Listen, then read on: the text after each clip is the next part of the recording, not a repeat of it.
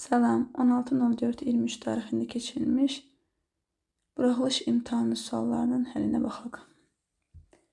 Yəni 3 dənə sual var burada, həmin 3 sualın həllinə baxırıq. 22 nömrəli sualda bərabərsizlik verilib. 2,6 minus 5 əvvəlcə mötərizəni açırıq.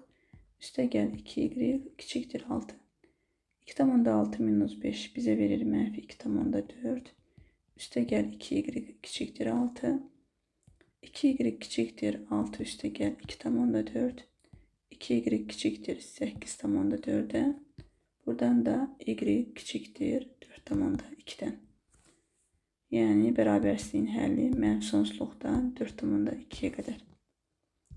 23 nömrəli sualda kök 18 bölü kök 2 nisbətini soruşur. Dərəcələr eyni olduğuna görə bir kökün altında yazırıq.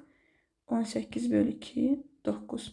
Kök altı 9 da 3'ün kvadratı deməkdir.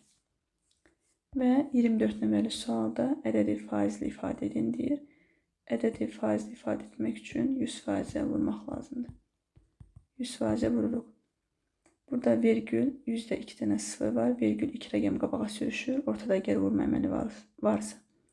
Olacaq 27,4%.